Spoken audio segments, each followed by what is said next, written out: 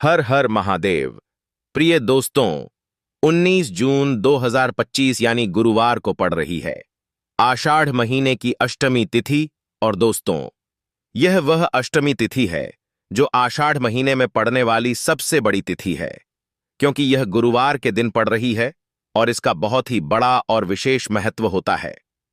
पूज्य गुरु जी ने कहा है कि अगर कभी भी मौका लग जाए और आषाढ़ महीने की गुरुवार अष्टमी तिथि को पड़ जाए तो आप लोगों को एक छुटकी हल्दी वाला उपाय तो अवश्य ही करना चाहिए।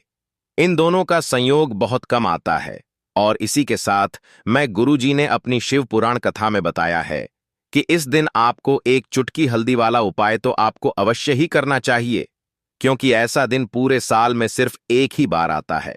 और दोस्तों, आप सभी लोग जानते हो कि गुरुवार अष्टमी तिथि का अगर सबसे बड़ा कोई उपाय है तो एक चुटकी हल्दी वाला उपाय है।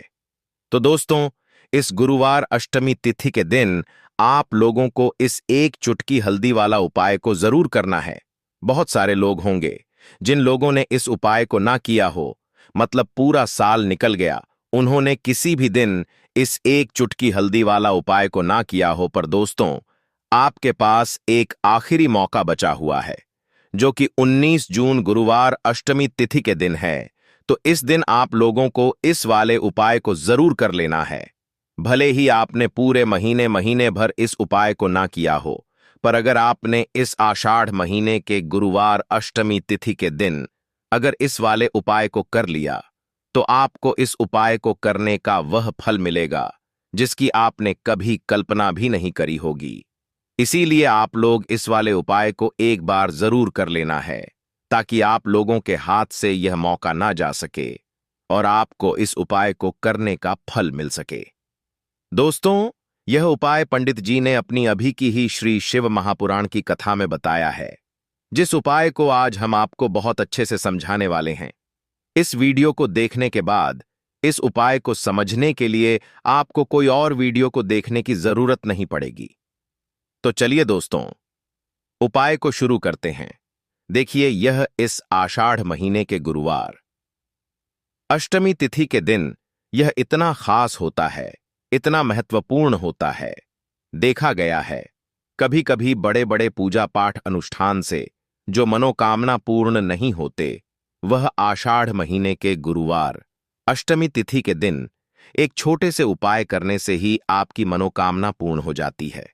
और बहुत सारे लोगों ने इस उपाय को किया भी है और उनको इस उपाय को करने का फल भी जरूर मिला है। अगर आप लोग भी इस उपाय को करना चाहते हैं तो आप इस उपाय को पहले अच्छे से समझ लेना, सुन लेना, उसके बाद करना। आपको इस उपाय का फल जरूर मिलेगा और इस उपाय को कर लेने से आपके घर में चाहे किसी भी प्रकार की दुख और समस्या क्यों ना चल रही हो, आपको उसका कारण भी नहीं पता है कि भाई यह समस्या किस कारण से चल रही है। उसका कुछ भी कारण हो सकता है, जैसे पितृदोष हो सकता है या किसी भी तरह का मंगल दोष भी हो सकता है। तो इस दिन आप लोगों को यह वाला उपाय कर लेना है। यह एक ऐसा उपाय है जिस उपाय को अगर किसी विशेष दिन पर किया जाए तो भाई उस विशेष दिन का जो है वह तो हमें मिलता ही मिलता है, पर हमने उस दिन पर इस उपाय को किया है तो हमें उससे भी बड़ा फल मिलता है और फल बहुत जल्दी मिलता है, क्योंकि आप इस उपाय को बहुत ही बड़े और विशेष दिन पर कर रहे हो। तो चलिए अब उपाय के बारे में बात करते हैं, लेकिन उससे पहले आप लोगों को यह जानना आवश्यक है कि आखिर यह उपाय किस समय करना है, किसको करना है और कैसे करना है। तो चलिए हम आगे आपको वीडियो में एक एक करके बता देते हैं। लेकिन उससे पहले अगर आप लोग हमारे चैनल वास्तु के उपाय पर पहली बार आए हैं या फिर मेरी आवाज आज पहली बार सुन रहे हैं, तो हमारे चैनल को सब्सक्राइब जरूर कर लेना और इस वीडियो को लाइक करके कमेंट बॉक्स में श्री शिवाय नमस्तुभयम ओम नमः जरूर टाइप कर देना। तो दोस्तों, इस एक चुटकी हल्दी वाला उपाय को हमें इस गुरुवार अष्टमी तिथि के दिन कैसे करना है, किसको करना है, किस समय करना है और कहां पर करना है, यह सारे सवालों के जवाब आपको इस वीडियो में मिल जाएंगे। और जो यह वीडियो देखेगा भाई, उसको एक चुटकी हल्दी वाला उपाय जरूर करना चाहिए, क्योंकि इस दिन हल्दी का भी बहुत ही बड़ा और विशेष महत्व होता है। और जब बात आ जाए एक चुटकी हल्दी वाला उपाय की, तो यह सोने पर सुहागा वाली बात हो जाती है और यह एक बहुत ही बड़ा उपाय हो जाता है इस गुरुवार अष्टमी तिथि का। तो अब दोस्तों, इस एक चुटकी हल्दी वाला उपाय को आखिर करना किसको है? सबसे पहले हम लोग वह बात जान लेते हैं।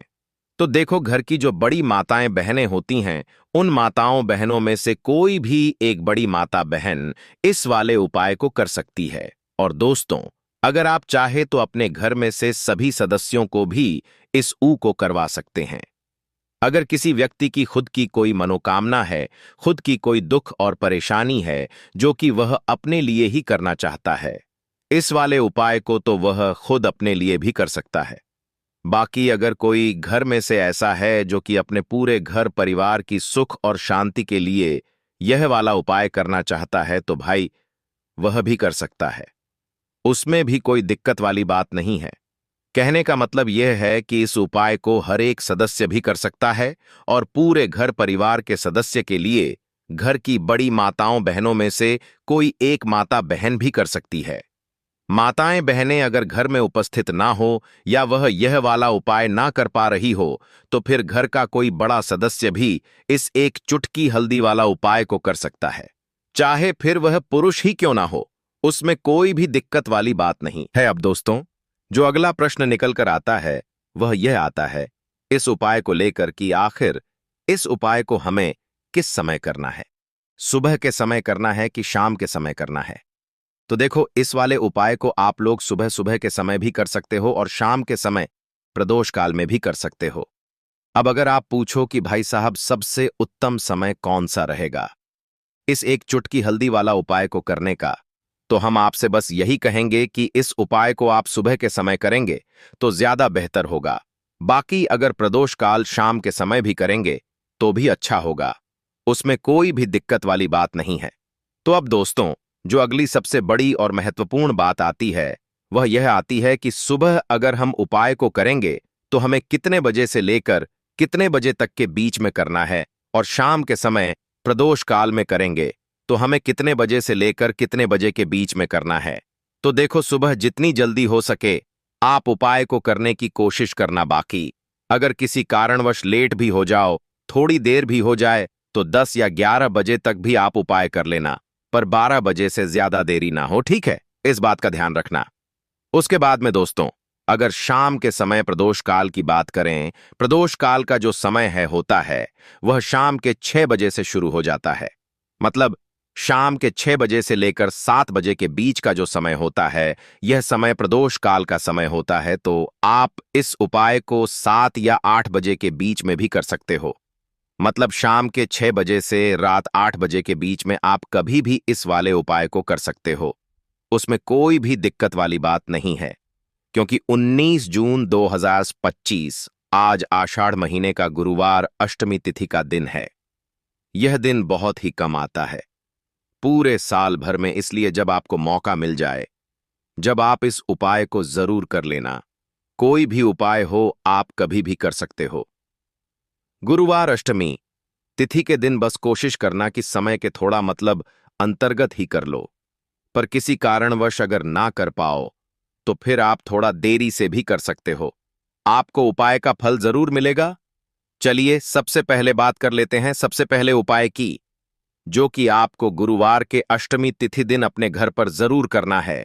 इस उपाय को करने से आप जो भी पूजा पाठ करेंगे, जो भी उपाय करेंगे, जो भी आप भगवान से मांगेंगे, आपको वह मिल लेगा और आपकी पूजा सफल होगी। आपके उपाय सफल होंगे तो आपको करना क्या है? चुटकी भर पिसी हुई हल्दी लेनी है, ठीक है ना? एक चुटकी भर पिसी हुई हल्दी आपको अपने नहाने वाले स्नान, मतलब जो जल है जिससे आप स्नान करते हैं, उस जल में आपको पिसी हुई एक चुटकी भर हल्दी डालनी है। श्री हरि विष्णु का नाम लेते हुए, श्री हरि विष्णु का ध्यान करते हुए अगर आप मंत्र याद रख लेते हैं और बोल लेते हैं, या फिर आपको पता है यह वाला मंत्र, तो और भी उत्तम होता है। मंत्र क्या है? ओम नमो भगवते वासुदेवाय नमः। बहुत बहुत ही ज्यादा ऐसा है, यह मंत्र की सभी को आता ही है, ठीक है ना? तो यह वाला मंत्र श्री हरि विष्णु का बोलते हुए एक चुटकी भर हल्दी जल में मिलाएंगे और फिर उस जल से आपको स्नान करना है। श्री हरि विष्णु का ध्यान करते हुए जब भी आप स्नान करते हैं, अगर आप श्री हरि विष्णु के मंत्रों का उच्चारण कर लेते हैं और गुरुवार अष्टमी तिथि वाले दिन एक चुटकी भर हल्दी डालकर स्नान करते हैं तो धन की वृद्धि आपके घर में होती है। जो काम आप करते हैं आपका वह काम बनता है, जो उपाय आप करते वह उपाय सफल होता है और जीवन में आप हमेशा आगे की तरफ बढ़ते हैं। कभी भी आपको अपने जीवन में पीछे देखने तक की जरूरत नहीं पड़ती है। कहने का मतलब है, जो जीवन में दुख थे, कष्ट थे, जो आपने सह लिए या जो आप सह रहे हैं, वह दुख और कष्ट कभी भी आपको फिर अपने जीवन में सहने नहीं पड़ते हैं, क्योंकि यहां पर आपको सीधे सीधे श्री हरि विष्णु और मां लक्ष्मी का आशीर्वाद मिल जाता है।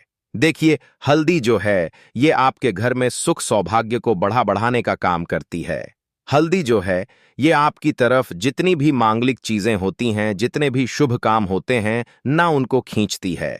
चारों दिशाओं से जो चार दिशा साए होती हैं, हर दिशा से हल्दी सुख को खींचती है।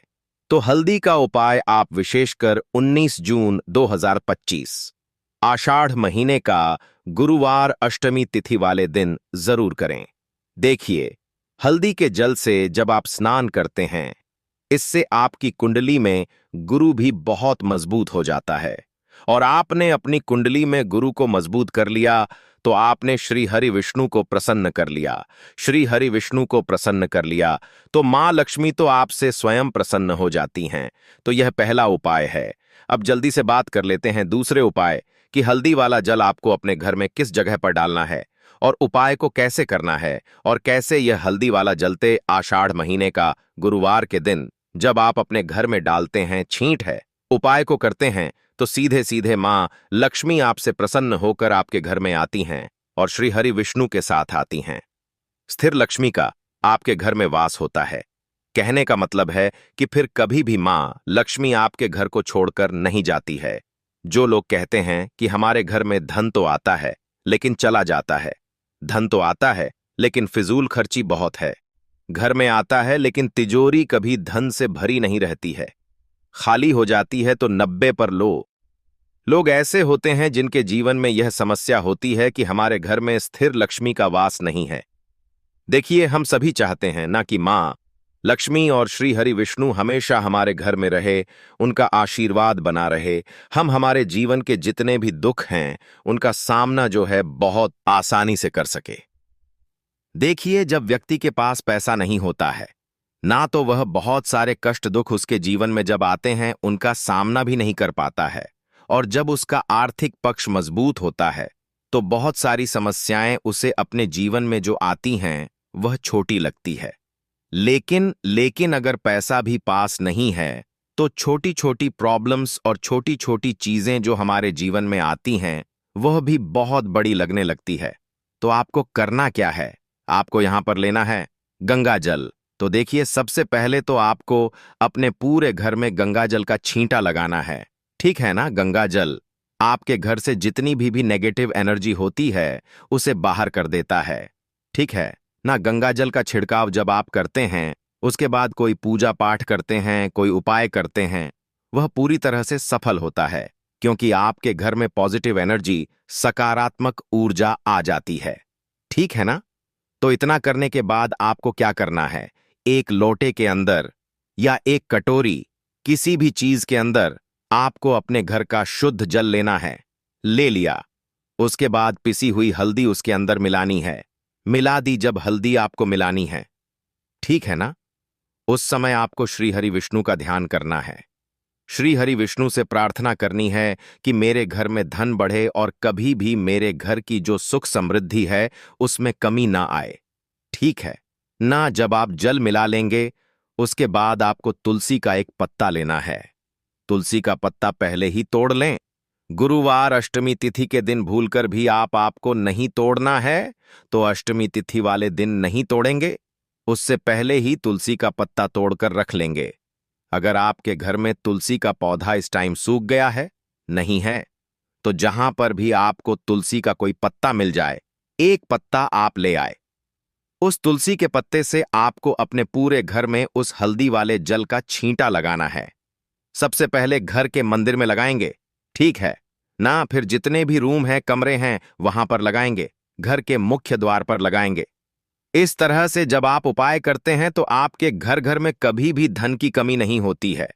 धन में वृद्धि होती चली जाती है और धन आपका हमेशा बढ़ता है।